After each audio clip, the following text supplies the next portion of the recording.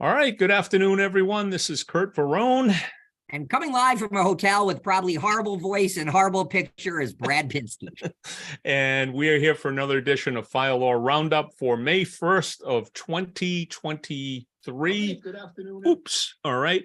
And Brad, we had a busy week because we kind of missed. We were a little short last week, a little long this week. Got a lot of cases to talk about, but let's jump right in. I got to tell you, if you are an avid watcher, this is going to, well, whether you are or not, this is a really interesting week. There are not too many cases that I don't find extremely interesting. So the one that I find extremely frustrating, and I apologize to Dallas, but this is what we're going to talk about, and I'm going to give some very personal opinions on this. But in Dallas, we have a woman who was injured by a hose that was coming off and I want to be clear, a 2008 fire. I think it's an engine, but you can't really tell. It says it's a 2008 Red Spartan Motors fire truck. So I'm not really sure what it is. And before I go further and talk about this, Curt, do you know whether is this an engine, a truck, a pickup? Do we know what this is? I'm assuming it's an engine. Okay, and I've got some assumptions, but you go ahead and okay. Give us the details, and I'll give you my perspective on it. Look, as y'all can imagine, so what happened is the hose came off the back. It struck 5 or 6 parked cars as they're driving and taking lefts and rights. It's flying around off the back, and then the plaintiff, a female who was walking to her car, it struck her. After striking a mailbox. I mean, this thing is flailing and hitting everything, but it hurt her. It hit and injured her. And what's interesting is what the lawsuit alleges, because I'm going to give you my 2 cents on this, which may or may not offend some people, but here I go. So they sue based on the employee who was acting in the scope of their duties. And then they said, but, the employee could be individually liable, trying to make the fire department or city vicariously liable. But here's the thing. Let me go back, because if I'm writing the suit, I'm doing it very differently. NFPA may or may not be law. I presume it's not in Dallas, right, in Texas. But NFPA 1901 was amended in 2005 or came out in 2005. And what's funny is I did a lecture back in 2016 to the National Health and Safety Officers Conference out in Arizona. And we talked about fire truck safety. And one of the topics I lectured on is there are no freak accidents. So I went back to my lecture given years ago, and look, in 2006, 1901 added hose storage requirements. They needed to be covered. We all know they needed to be covered, right? And then I quote all these freak accidents. In 2010, a woman struck by a flailing fire hose died. Right. In 2017, man dies after what they call freak fire accident, right, with a freak hose accident. In Toledo in 2016, Toledo was sued for wrongful death of a man struck by a hose. In 2014, another one. 12 vehicles damaged, right, in 2013 by a hose. A Georgia firefighter dies after being struck by a fire hose in 2017.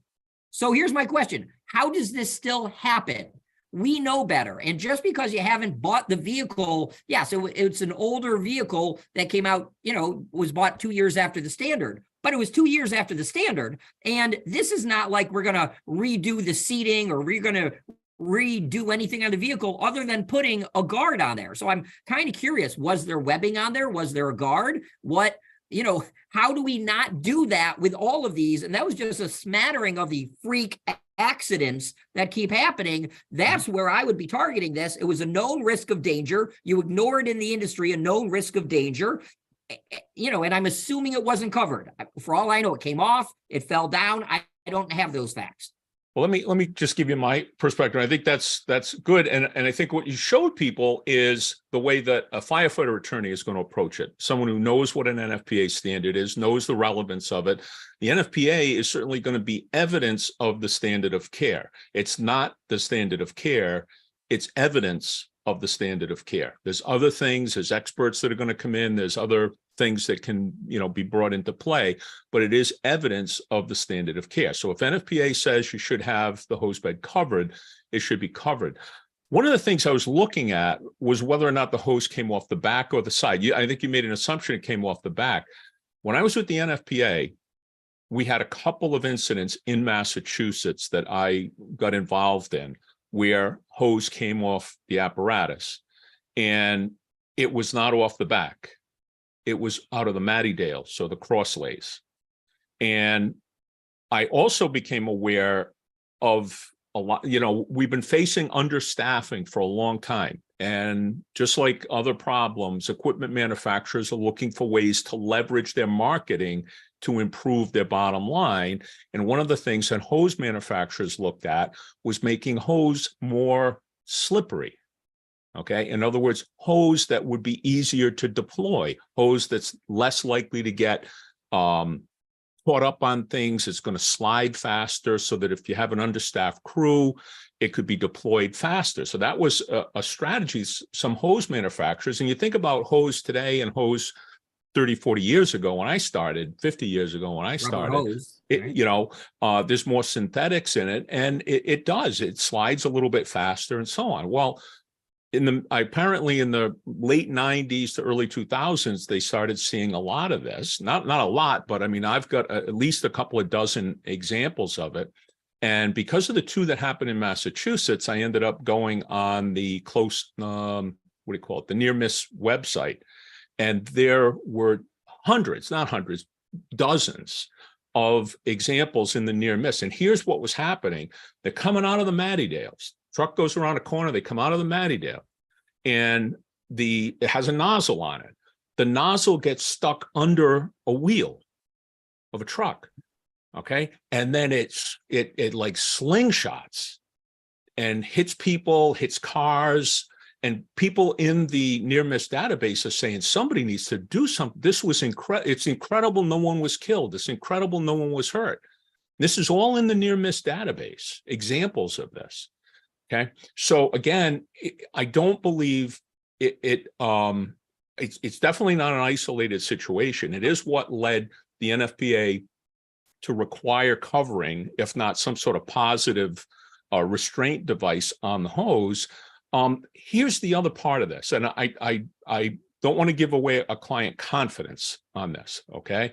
But I did have a discussion with a chief who was the fire chief of a department with a number of engine companies. Some of them after the NFPA had required the restraint device.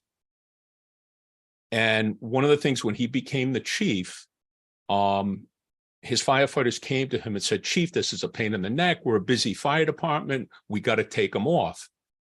And he allowed them to take the restraint devices off. Okay. And his department had a fatality. They had a hose that came off. It got stuck under the wheel of a UPS truck, of all things, right? It slingshotted and hit a woman who was in a crosswalk, but she had stopped for the truck to go by. The truck was going on a run. Slingshot it, hit her, and killed her. Okay.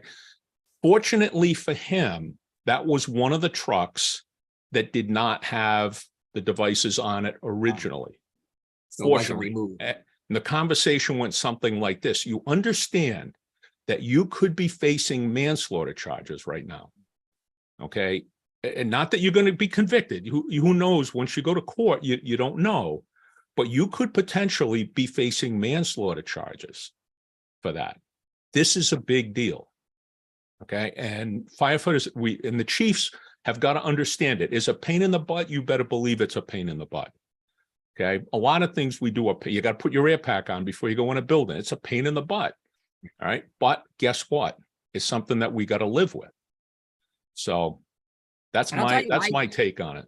After I gave the lecture I referred to a couple of years ago, I went back to my own department where I was the chief at the time and said, talk about, throwing stones at glass houses. I said, I don't even have ours covered. So we ordered everything. the people complained like, oh, it takes so long to unstrap it. And then one of our guys, shout out to a guy, Norm Carroll, but one of our guys came up with this way that if you just pull a strap, it'll unlock the two sides. Right. So it's okay, fine. It was only one very easy step, pull strap, and the webbing will drop down. Right. And it took a half a second. It's not a big deal. And it works. So we need to be doing that, and we need to be adding it. And I will say this, I think juries do not understand ignorance to things that are in the paper all over the place. Right.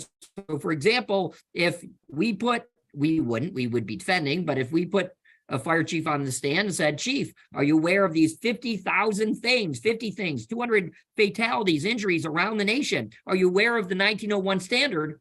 And did you deliberately disregard that standard, right? Or did you deliberately disregard the danger? How could you not do it? This isn't some minor, almost never happens. Every year this is happening. And you looked at the near misses. I just reported on the serious injuries and fatalities. You're right, there are too many of these to ignore. And I guarantee there is a new fire truck sitting in somebody's station with the webbing on it. And God forbid, as you say, if they removed it, right? And then there's maybe an older fire truck sitting next to it without the webbing. One of these things doesn't look like the other. So fix it. But this is where lawyers will fix the problem for you. But more than that, unfortunately, it should never get to that point where lawyers have to fix this problem. Okay. But just so you know that. Can you imagine killing? One of them was a 4-year-old girl who died. Can you imagine? I know, tragic. And that was well publicized, you would think. But I think folks think that it's an unusual occurrence. And obviously these things are happening. I mean, not every day, but they're happening enough that we've got to be concerned with it. And that's one of the reasons why we have NFPA standards. By the way, that chief did go back and retrofitted all of their old trucks as well as reinstalled it on the new trucks. But that he is thanking his lucky stars that it wasn't one of his new trucks that they had removed it. And he thought had recently been made the chief, and he was going to try to, meet with the union. What are the beefs, and this was one of the beefs that the guys had. So he said, all right, you know what? We'll allow that. Well, and look, that's a dichotomy of why, if you've never been the fire chief, don't judge the fire chief until you've done it, right? The fire chief looks at the public, looks at life and safety, looks at legal issues, administrative issues. The firefighters look at one thing: how can I put the fire out best? I'm not saying that one is right, one is wrong, but the needs of the many. Thank you, Leonard Nimoy. The needs of the many have to outweigh the needs of the few, and we need to put in practices that protect the community before, we do something that saves 2 seconds on a fire. Right. Okay. Anyway, but it does raise two interesting last points. One is, if you're not reading, and you're a fire chief or administrator, if you're not reading Firefighters Close Calls to see what the common recurring themes are, if you're not watching, frankly, our presentation, if you're not keeping abreast of the issues, the safety issues and liability issues in the fire service, then maybe you are going to have this problem. For example, it's like if you didn't watch Lairdsville with Alan Baird and the whole NFPA 1403 acquired structure, and you just turned a blind eye to what's happening in the world, maybe you keep fighting and taking these acquired structures, fighting them, prepping them in the same way, or not at all. We're ignoring known risks in the fire service. You can't do that and expect to get away with it in court. I guess that's my point. Absolutely. Okay. Next one, let's go to Cincinnati. This is very recent. Talk about a raw case you pulled off. So this is just a lawsuit because the individual was just fired. But in the recently fired Cincinnati fire chief is now sued the city, the mayor, the city manager, and I'll summarize it. But basically what he says is, listen, I had no disciplinary history whatsoever. And he admits that for his first 6 months under the city charter, like most civil service, although this is fire chief, he could be terminated without any cause, for no reason whatsoever. But he says he made it past the 6 months, no disciplinary history whatsoever. All of a sudden, now there's a new city manager and new personnel who he doesn't think likes him. And all of a sudden, he's now terminated very publicly, which is never a good thing, but he's terminated. And they outline all this, all these things he's done wrong, including working with a women's group who he said he worked great with, and was working with them to address issues, et cetera. And now he's charged with all these complaints, et cetera. Here's the thing. So the city charter states that a non-probationary individual in the fire chief's situation may only be terminated for cause. What it doesn't seem to say, although the lawsuit alleges, is that he wasn't given due process. So what the lawsuit says is, if you look at it under the first cause of action, I believe, it says, listen, he can only be terminated for cause. And since he can only be terminated for cause, he then has a property right, which is not uncommon in being the fire chief. And you can't remove him from being the fire chief without full due process. Notice of charges, right for a hearing, right to present and cross-examine witnesses, etc. So he was given none of this, so he sues. This is not unlike a lot of volunteer suits that we handle, and where the government's required to provide full due process before they terminate you or suspend you long term. So that's really what this is, and it's going to be interesting because Curt, correct me if I'm wrong, this is not the first case that holds if you can only be terminated for a cause that you have to be given a hearing, right? They got no, absolutely. Cause. I think there's a case of, what's it called, Loudermill? Yeah, Loudermill hearings, right? Exactly. Yeah, certainly, and it's out of the state of Ohio. Cleveland Board of Education versus Loudermill. Cleveland Board of Education versus Loudermill. So it's right in their backyard. They should know better, but. Yeah, and there's an attorney involved, so I don't understand. Maybe not an attorney who didn't know what they were doing, but I don't understand how you terminate anybody without a hearing under that. I think sometimes attorneys view their roles as facilitators. Okay, they're like, what was that movie, The Accountant? But their job is to get the client's needs accomplished, and if the client's need is to get rid of somebody, then they've got to kind of construct a narrative about we had a legitimate basis, instead of really kind of taking a step back and saying, now wait a minute, he can only be terminated for cause. So before we do anything, not afterwards, not backfilling the justification after the fact, but going into it, we've got to do an investigation. We've got to present them with the charges, and we got to give them an opportunity to explain or rebut, and then go on with the process, none of which apparently took place.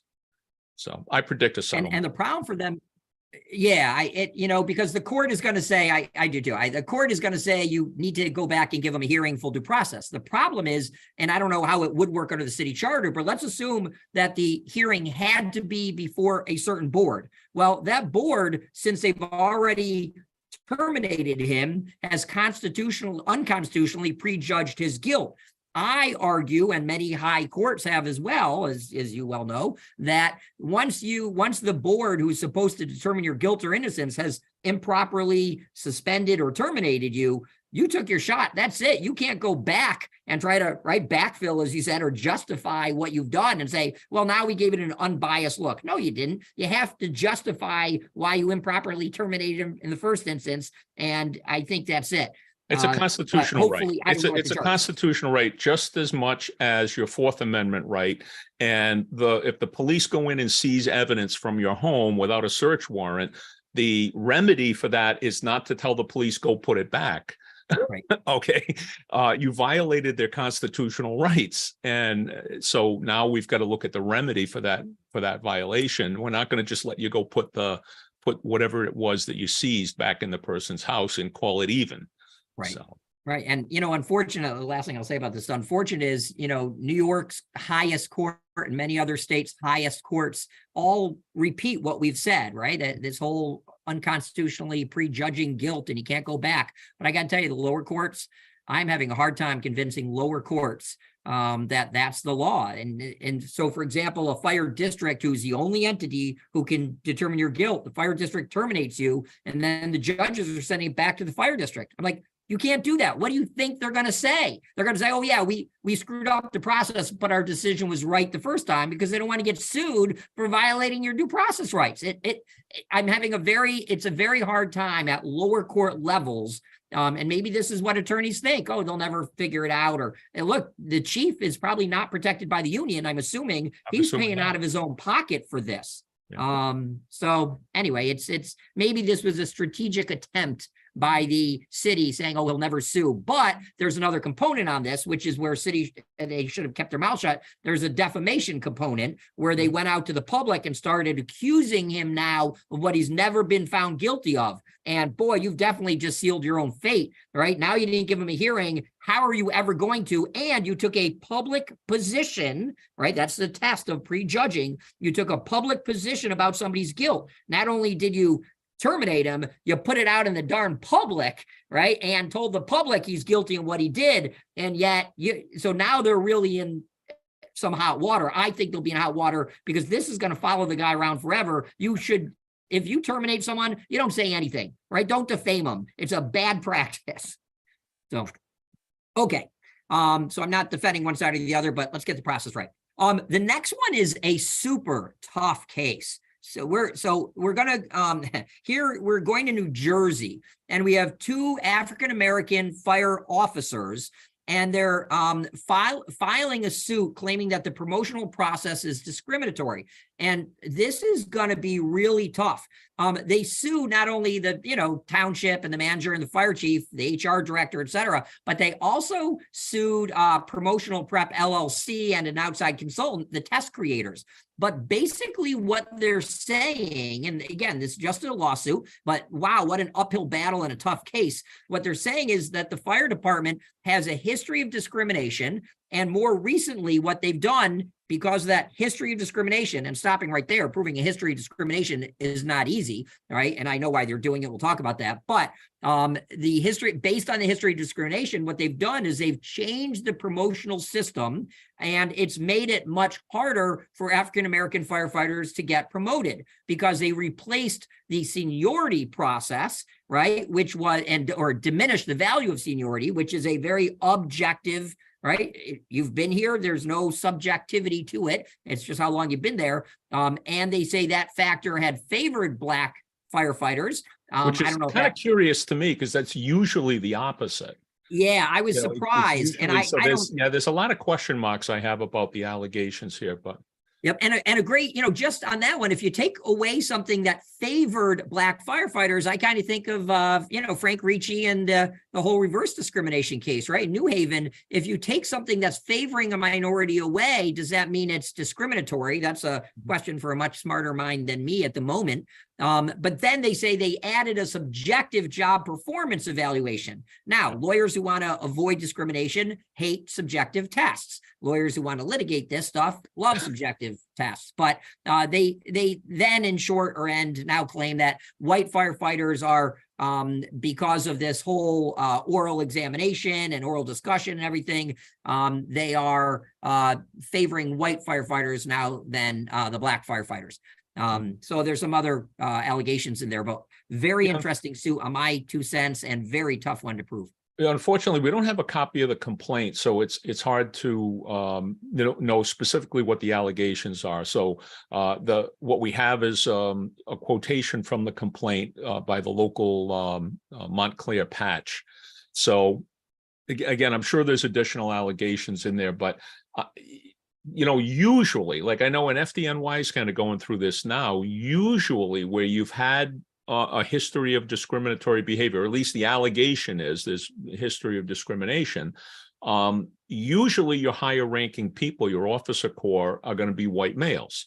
And when you base promotions on seniority, then you're arguably benefiting white males.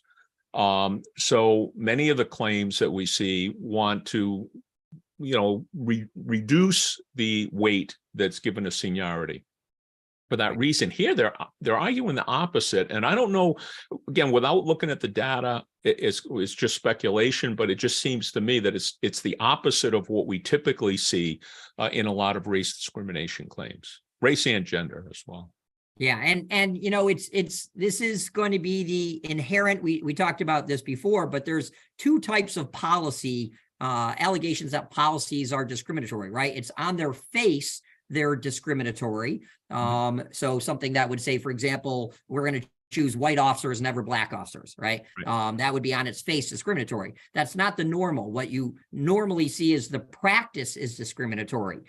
So as you just said, normally we're putting in this exact practice to prevent the effect of these subjective, oral, et cetera, exams, or maybe we reduce the importance of longevity because the African Americans may not have the same opportunity to get promoted as Caucasians. And that may very well be the defense, right? That may very well be the city's defense in this case, is that, look, based on the data that we have a lot of we have a couple of older African-American officers, but we have a bunch of younger African-Americans.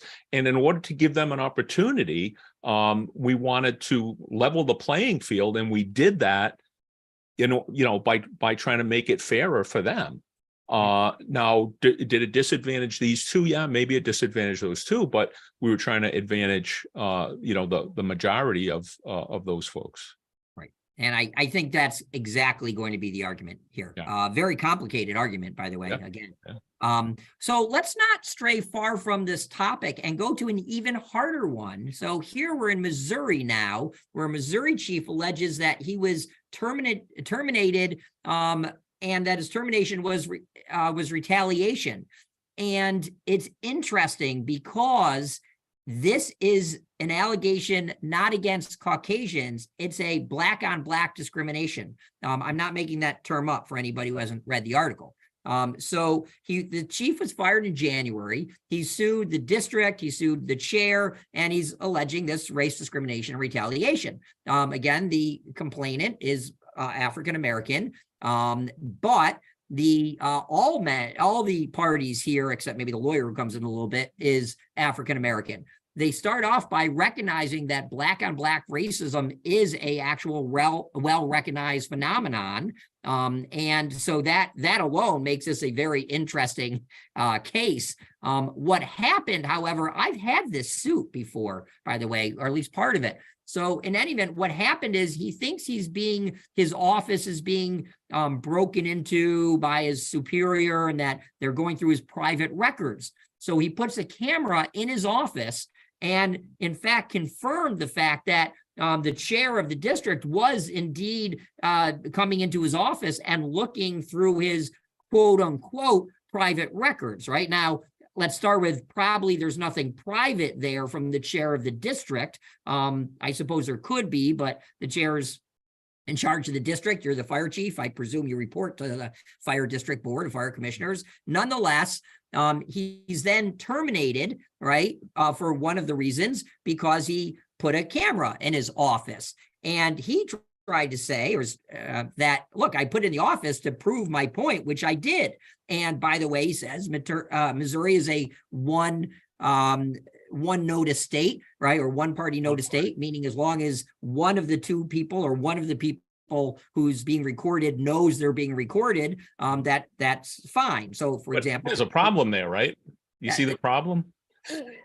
Well, he's not in the office. He's not in the office. So if you and I are having a conversation in a one-party state, you can record it. I can record it. We can each authorize some third party to record it.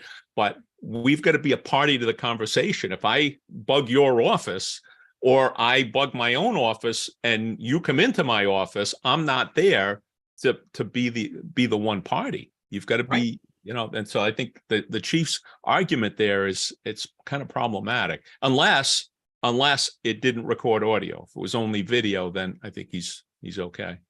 Maybe okay, right? I don't know what the law is, right. But normally the one party is as you say, is about audio recording. Right. I will tell you, I have had this exact incident with a client. We terminated a captain who did this. And my main reason, because she said, I think somebody's coming into my office and looking around, but it wasn't strictly her office. It was 3 other people's offices as well. and people change in that office, or at least their shirts and such. So we said, right, worse things, but not necessarily, because again, so this is what raises questions. Was it a private office?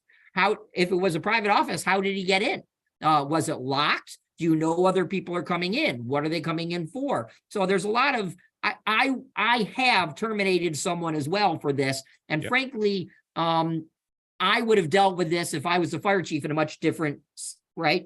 I would have gone to the board saying, listen, this is what I think happening. If it's okay, if this person's allowed to come into the office and look around, that's fine. You let me know, right? Because maybe they are. And every fire department should have a privacy violation or a privacy notice that says what is and is not a violation. Is your office private? Are your lockers private? Are your desk drawers private? Right. And the way I do it, saying other than union files, nothing's private, right? That the employer can go through anything other than the union files. And there would be no expectation of privacy. Thus, the chief would have been wrong.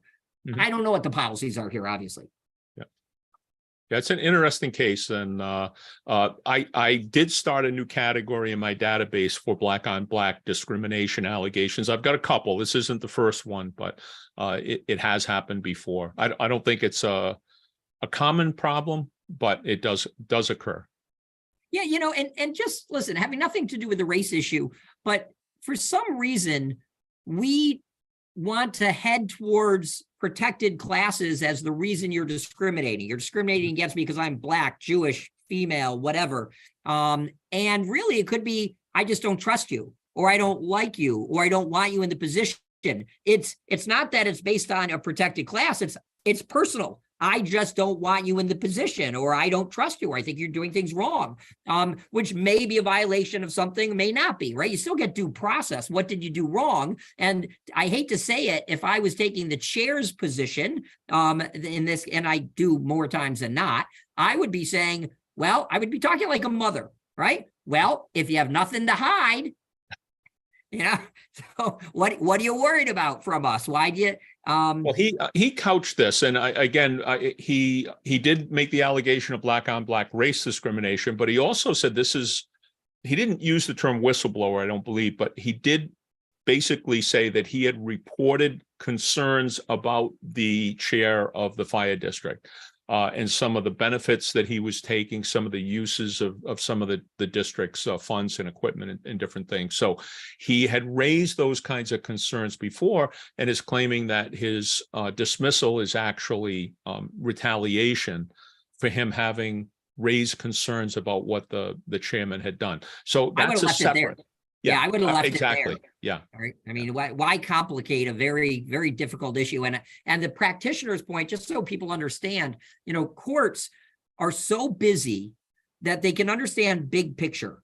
But when you start to take up their time for little picture, it takes a very rare judge who's going to have the time and the ability to really delve into the little pictures. And I always know, and it took me a lot of decades as an attorney to realize, if I'm to the point of arguing, well, I should win because of this little tiny argument, even though the big picture looks bad against me, if you get into the weeds, I'm really right. 99 times out of 100, I'm going to lose that case because courts just don't have time. And I'll just say I had one case where I had a Medicare case and the statute was so complicated and they kept saying, oh, if it's complicated, blah, blah, blah, and they're trying to kill me on it. And I said, Judge, just because the laws are complicated doesn't mean we shouldn't be wrestling with it and figure out what it means. And I finally got an appellate division who blew me away to actually look at the little picture and read the law. But that's the exception. Most times, if you're arguing something as complicated as, black on black discrimination, I think you're going to lose. Judges just don't have the time. That's my practitioner's, view of this all. That's other than you posted kind of an update. I didn't know if you wanted to go there. Yeah, let's cover the quick update. Just two cases, and I can handle it. Two cases that we've been following. One we've only been following for about 6 months, and that's the San Jose, California case. It's the Pink Poodle Strip Club. My favorite case ever. And they keep calling her in the media, they're calling her a bikini clad exotic dancer. I would not go swimming in what she was wearing. It was not a bikini in my book, but it definitely scantily clad. but she apparently was videotaped getting out of an engine company, San Jose engine company, and walking into the strip club. The fire department did an investigation, and you can't make this stuff up. You just can't. You can't. So according to the investigation, Engine 4 apparently went on the air to drop off a male passenger at the Pink Poodle. So apparently that was okay, I guess. No, and they admitted they shouldn't have been doing that. Now, it's not clear to me whether it was a firefighter that they were dropping off or whether it was a civilian or who it was, a relative, friend, or whatever it was. But anyway, you got an engine company that drops off a male passenger at the Pink Poodle. And when they get there, apparently one of the dancers must have come out of the club and said, "Take me for a ride." And of course, the firefighter said, "Oh, no, we can't do that. That would be wrong." And she, that was the story. I'm biting my tongue. All right, I got you. But oh no, we couldn't do that. That would be wrong. And so she wouldn't get off the truck. So they figured the best way to deal with her was to take her around the block. So they drove her around the block, and then she walked into the Pink Poodle. And that's when she was filmed, when she was getting off. So apparently the city was satisfied with that as an explanation. And previously, they tracked the GPS all around the place, looking at the stops they made. I don't know what happened to that, but that's that too. But apparently, the fire department accepted that as an explanation. Here's the amazing thing: the city apparently accepted the chief's explanation, which I think I've been in some very uncomfortable meetings between mayors and fire chiefs, and I've seen more than one mayor say, "Chief, you don't seriously expect us to believe that." But apparently the city was okay with it. And this was a memo from the chief to the city council, apparently explaining what had happened. And the firefighters were disciplined. They would not disclose. It doesn't sound like anybody was terminated. But certainly there must have been some discipline, and no one grieved the discipline. So the discipline's been administered, and I guess it is what it is. Okay. So that's case number one there. The other case is one I've been following now, and my recollection is it goes back to 2018, but it involves several firefighters who I think it might have been 2017, 2018, in that time frame, they raised a concern. The chief had retired. There was an acting chief that was put in there on an interim basis. The firefighters had some concerns. They raised those concerns, and the city immediately started an investigation into those firefighters who raised the concerns about defaming the chief and some other things. And so the firefighters who raised the concerns were terminated. They've won at every single juncture. They won at the Mass Civil Service Commission. Their initial attempt to terminate them was done in violation of the state public records or open meetings law. They prevailed there. I understand there was another one that I may have missed, that they prevailed at the state labor board as well. So they've won right along, and they also filed a civil suit, basically a wrongful termination and constitutional right violation, et cetera. And they have won each of the motions. So it looked like they were going to get a jury trial on this, and the city ended up settling the case for $2.4 million, $2,385,000 to the three firefighters. So, I've spoken to some of the firefighters. I've spoken to the chief, all public kinds of communication, with these folks. Just a bad situation for everyone involved. There's no winners in this one, but at least it's come to an end. But it's costing the taxpayers $2.4 million. So, okay. I guess that's going to wrap it up then.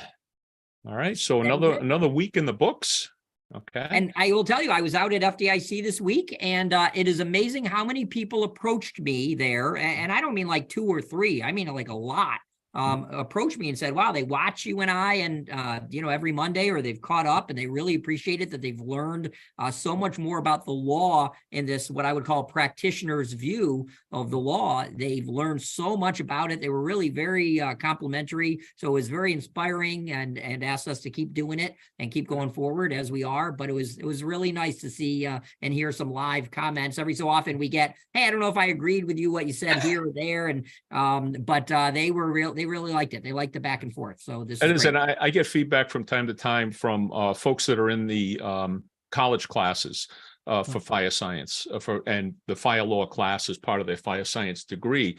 And some of the professors will assign, they've got to watch a video and then brief or come up with some sort of legal writing that's related to what we discussed. So, that's gratifying as well, that it's being used academically. I think it's of use practically, and it's also of use academically. So that it makes it feel like we're actually accomplishing something. So pat ourselves on the back. There we go. So if you haven't already clicked like, please do. If you don't like, contact Brad. If you haven't already subscribed, please subscribe, and please listen if you can. We need to get our hours up. I think we need another 600 hours. So we need 600 people to watch for an extra hour, or 100 people to watch for 6 hours, something of that nature. If we get 600 more hours, we hit the next level on YouTube, and that'd be a big boost for us. Okay. So that's going to do it for another edition of Fire Law Roundup. We'll see you all next week.